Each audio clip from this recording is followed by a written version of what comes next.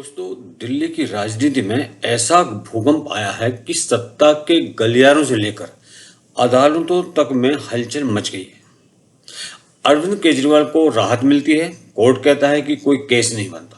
लेकिन सवाल यह है कि क्या 2000 करोड़ का जो कथित घोटाला था वो हवा में था?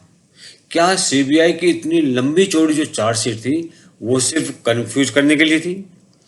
क्या हाई कोर्ट और सुप्रीम कोर्ट ऑफ इंडिया पहले गलत थे? और सबसे बड़ा सवाल, क्या ये सिर्फ एक जमानत है या सिस्टम के भीतर का कोई बड़ा खेल? आज हम भावनाओं से नहीं, तथ्यों, टाइमलाइन और राजनीतिक समीकरणों से बात करेंगे। फिल्म तो अभी शुरू हुई है, असली ट्विस्ट आगे है। भाई बनना ना जाए।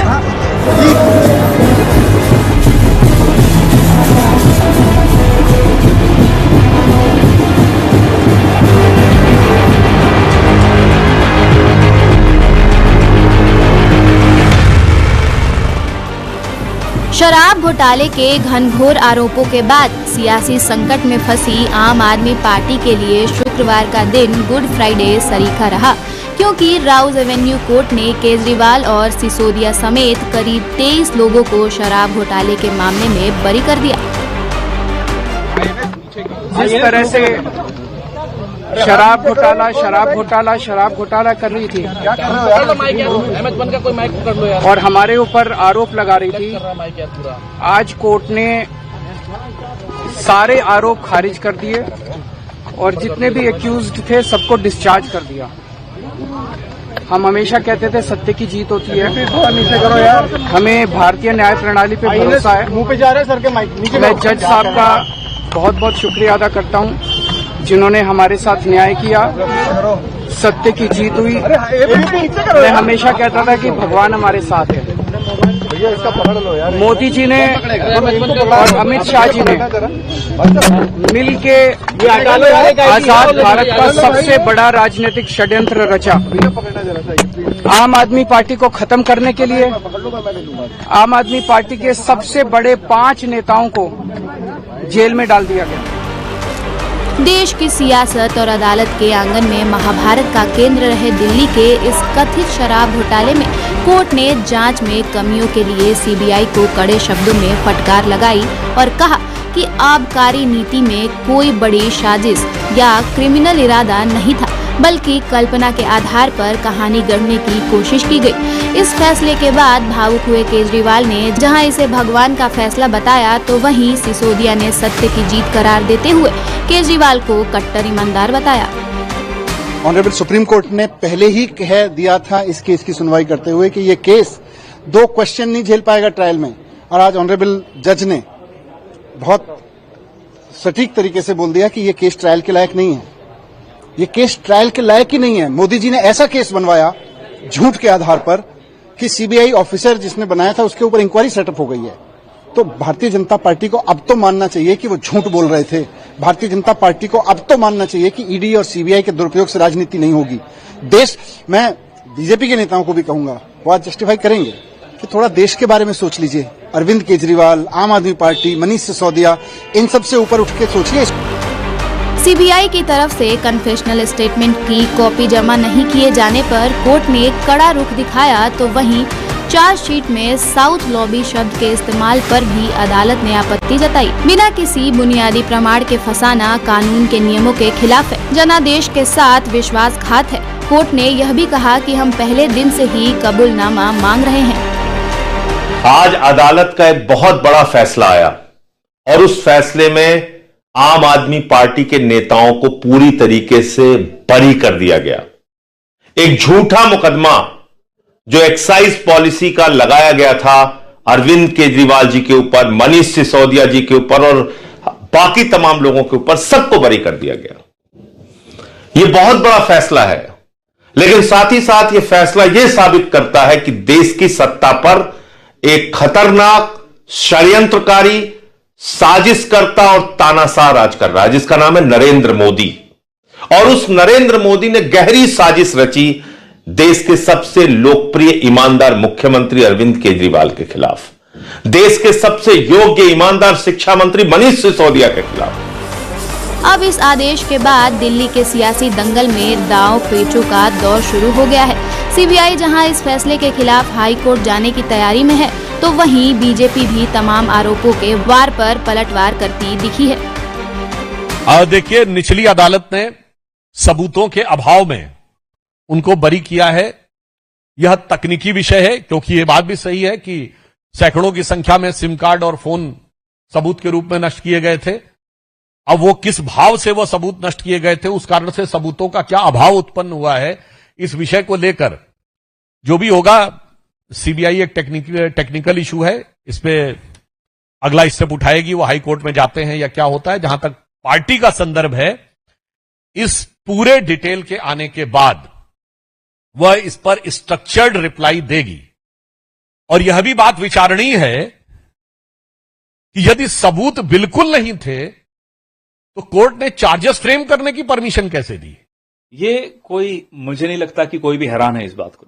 जो भी भारतीय जनता पार्टी की राजनीति को समझता है वो तैयार था इस चीज के लिए, क्योंकि आने वाले कुछ सालों में, महीनों में गुजरात और पंजाब के इलेक्शन आने वाले हैं।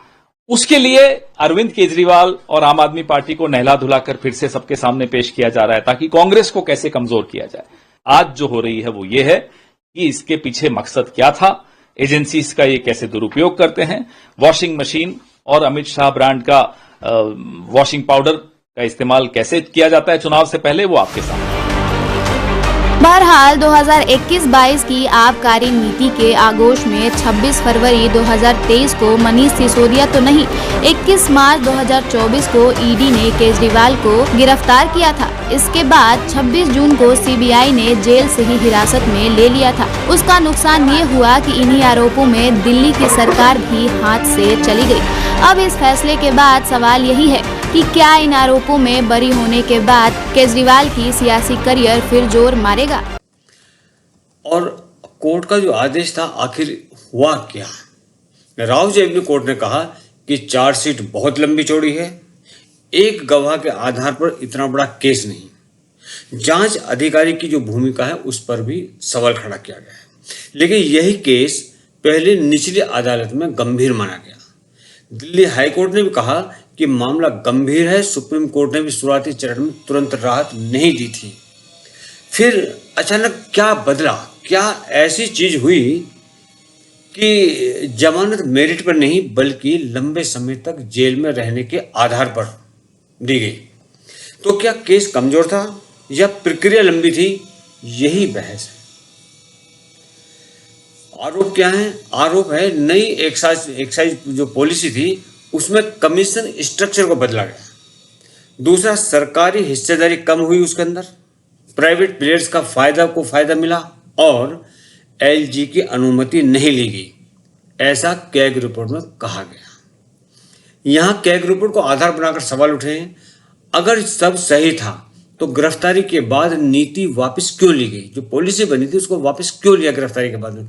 ये सवाल विपक्ष पूछ रहा है और पूछना भी लाजमी है। सीबीआई और ईडी का जो दावा है वो है कि मनी ट्रेल मौजूद है, लेन देन की कड़ियां आपस में जुड़ती हैं एक दूसरे से, कई डिवाइस और सिम कार्ड उपलब्ध नहीं कराए गए। आरोप है कि लगभग 100 सिम कार्ड नष्ट किए गए, पासवर्ड भी साझा नहीं किया गया फोनों का।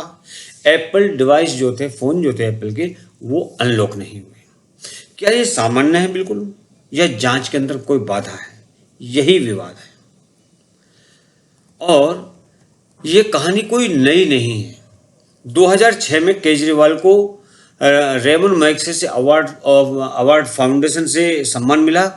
उनके एनजीओ जो था केजरीवाल का, उसको फोर्ड फाउंडेशन और रॉकफेलर ब्रदर्स फंड जैसी संस्थाओं से अनुदान मिलने के भी आरोप लगे। एफसीआरए अनुपालन को लेकर याचिकाएं दिल्ली हाई कोर्ट में दाखिल हुई और कुछ जो राजनीतिक विश्लेषक हैं इसे कल्चर कोल्ड वॉर फ्रेम में देखते हैं। लेकिन ये राजनीतिक व्याख्या है, अदालत द्वारा सिद्ध निष्कर्ष नहीं है। मैं आपसे पूछना चाहता हूं, केजरीवाल जेल गया, रॉबर्ट वाड्रा जेल गया, संजय सिंह जेल गया, क्या राहुल गांधी जेल गया, मनीष सिसोदिया जेल गया, सोनिया गांधी जी जेल गई, किस मुंह से बात करते हैं? शर्म नहीं आती कांग्रेसियों? ये पूरा षड्यंत्र किसने रचा, क्यों रचा? ये पूरा षड्यंत्र दो लोगों ने मिलकर रचा, नरेंद्र मोदी जी और अमित शाह जी। और आज उन दोनों को पूरे देश से माफी मांगनी चाहिए। उन दोनों ने मिलकर षड्यंत्र रचा कि आम आदमी पार्टी को खत्म किया जाए, आम आदमी पार्टी को बर्बाद किया जाए। और उस षड्यंत्र के तहत आजाद भारत का सबसे बड़ा और सबसे घिनौना षड्यंत्र रचा उन लोगों ने। वो देख रहे थे कि दिल्ली में वो हमें नहीं हरा सकते, वो देख रहे थे कि दिल्ली की जनता हमारे कामों से बहुत खुश है, वो देख रहे थे दिल्ली में कामों की राजनीति के आधार पर वो कहीं खड़े नहीं होते, तो उन्होंने एक षड्यंत्र रचा। अब तो एक ही तरीका बचा है मोदी जी केजरीवाल से निपटने का, केजरीवाल का कत्ल करवाना पड़ेगा, केजरीवाल की हत्या करवानी पड़ेगी। उसके अलावा केजरीवाल आपसे संभलने वाला नहीं है। ये कोई, मुझे नहीं लगता कि कोई भी हैरान है इस बात को। जो भी भारतीय जनता पार्टी की राजनीति को समझता है वो तैयार था इस चीज के लिए, क्योंकि आने वाले कुछ सालों में, महीनों में गुजरात और पंजाब के इलेक्शन आने वाले हैं। उसके लिए अरविंद केजरीवाल और आम आदमी पार्टी को नहला धुलाकर फिर से सबके सामने पेश किया जा रहा है, ताकि कांग्रेस को कैसे कमजोर किया जाए। आज जो हो रही है वो ये है कि इसके पीछे मकसद क्या था, एजेंसीज का ये कैसे दुरुपयोग करते हैं, वॉशिंग मशीन और अमित शाह ब्रांड का वॉशिंग पाउडर का इस्तेमाल कैसे किया जाता है चुनाव से पहले, वो अब हम आगे बढ़े तो केजरीवाल क्या है, कहां से केजरीवाल एक साथ भारतीय राजनीति के अंदर किस तरह से पैदा हुए, ये एक बड़ा विषय है, इसको समझना जरूरी है। इंडिया अगेंस्ट करप्शन 2011 याद कीजिए, उस समय चेहरा था अन्ना हजारे, फिर आंदोलन की पार्टी बनी, आंदोलन से ये पार्टी बनी, आरोप है कि आंदोलन लॉन्च पैड था, मीडिया नैरेटिव बदला, फंडिंग के विवाद उठे। तो क्या ये स्वाभाविक राजनीति का विकास था या पूर्व नियोजित रणनीति? और आरोप है कि दिल्ली सरकार ने वकीलों पर लगभग 25 करोड़ खर्च किए।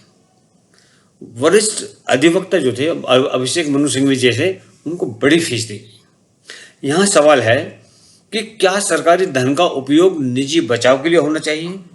सरकार कहती है ये आधिकारिक कर्तव्यों से जुड़ा मामला है, विपक्ष कहता है कि जनता का पैसा क्यों, किस लिए, और राजनीति की टाइमिंग भी इसके अंदर देखी जाएगी। सीबीआई की अपील दायर हुई है। पंजाब में चुनावी समीकरण है, गुजरात में विस्तार की कोशिश है। केजरीवाल चुनौती दे रहे हैं कि चुनाव करा लो, लेकिन असली लड़ाई तो अभी अदालत में है। राजनीतिक विश्लेषक मानते हैं कि अमित शाह इस मामले को यूं ही खत्म नहीं होने देंगे, क्योंकि मामला प्रतिष्ठा का है, राष्ट्रीय राजनीति का है और भ्रष्टाचार का नैरेटिव का है।